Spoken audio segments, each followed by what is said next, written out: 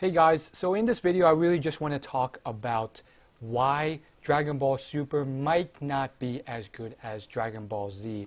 And there's a specific reason. It's called Deus Ex Machina. Now before I go into explaining what this is, let me just explain to you why I am not hoping this will happen, but I see it as a clear possibility. I really want Dragon Ball Super to be better than anything before because Dragon Ball Z has been my bread and butter. I have grown up watching every single episode, waiting, pleading, hoping for the next episode to be released on Toonami every week.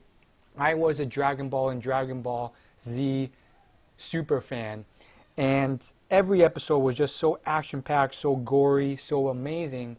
But here's the issue that I can't help but notice, and I'm really just expressing this because I really want this aired so that somehow it can be made more amazing. Again, arguably it's one of those things where it can't be more amazing because it's tough to do. The sequel is always never as good as the original, but I really hope it is because it is possible, and I really want Dragon Ball to be amazing, so I can be entertained, because it's such an amazing franchise. We've been waiting for decades for it to return, and it finally has, and so many fans are so excited. And you really have to have a strong fan base that really loves what it's about for this to occur. Anyhow, let's get into Deus Ex Machina. What that basically means is it's a plot device where anyone who, any storyteller who paints himself into a corner that he can't get out of, he adds a bit of fiction that all of a sudden fixes everything. So usually this occurs in the form of some new all-powerful being that somehow changes everything into play. It was actually employed in the latest, the first Dragon Ball Super movie that was released. At the end, Goku painted himself into a corner because he screwed up, which ended up destroying his whole planet.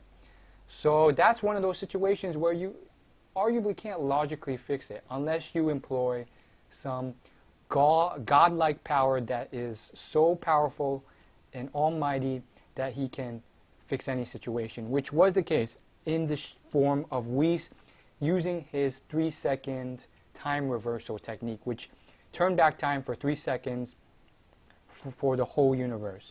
Now, the problem with Dragon Ball Super, and again, I just want to emphasize that I don't hate or wish this to occur. I'm just airing my concerns because I really want this to be addressed, so maybe it'll get to the creator and maybe he will really make this a point. Because the problem with Dragon Ball Super that I'm seeing, and personally, again, I love the series, is it has Deus Ex Machina all over it, which wasn't the case with Dragon Ball Z or Dragon Ball. And what this means is that with Dragon Ball Super, you have Whis, you have Beerus, you have all those other gods that can come in any time, who are proven to be more powerful than any being ever imagined, and they can pretty much, destroy any boss, solve any problem, etc., etc. The whole situation proves to paint a setting and context of basically it's all good. Like, there's no real tension or fear or danger there. Back when I was watching Dragon Ball Z, there's always that sense of tension, pain, danger, fear, because there was a real concern that they could not take down Cell, that they could not defeat Frieza, that they were about to lose to Majin Buu. I think at the highest point of Dragon Ball Z was the Cell Saga. It had to be, because there's just so many moments where they just failed, and it just seemed like the whole world was going to end because they couldn't find a way to beat this boss, no matter how hard they tried, no matter what secret techniques they discovered. It was almost always like they were fighting uphill. And then when those certain moments appeared where it was possible and they got destroyed, it really wrecked your emotions. And then at the end, when, and again, this is, I think, why certain fighting manga do so well, when all hope seems lost and some inexplicably strong force, in this case it was Gohan powering up, when he was able to do that, you were just blown away and amazed by their power level. And so from Dragon Ball to the end of Dragon Ball Z, the power levels have gradually risen and risen and risen exponentially. So now they're pretty much blowing up whole planets.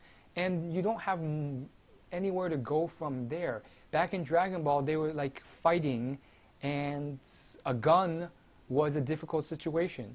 Now a gun doesn't mean anything. They can catch the bullet.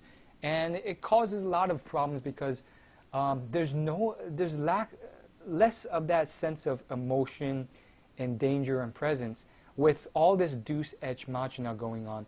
Now we have even the king of all universes, the king of all 12 universes here, who can also hop in and fix, destroy, delete an entire universe or rebirth a universe.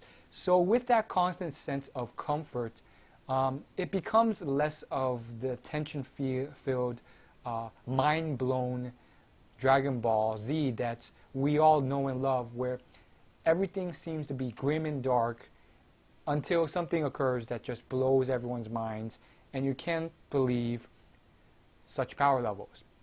Nonetheless, I'm so happy that Dragon Ball Z and Dragon Ball has returned and been retaught to the younger male generation that have just came into the world and get to experience it for the first time. And arguably, Deus Ex Machina is not necessarily going to kill Dragon Ball Super. And the best example of this is the most recent anime, One Punch Man, which literally has it baked into the main character in the name. It's a series about a main character who is so strong that you could take out anyone with one punch. And yet, the author has somehow painted the storyline so that all sorts of interesting stuff, struggle, pain, that can occur around that Deus Ex Machina, and yet it still works tremendously well. So long story short, I think in a nutshell, it really does work if used properly, and it may not be the end of all manga, but it is one of those things to consider. Thanks so much for watching, and make sure to subscribe.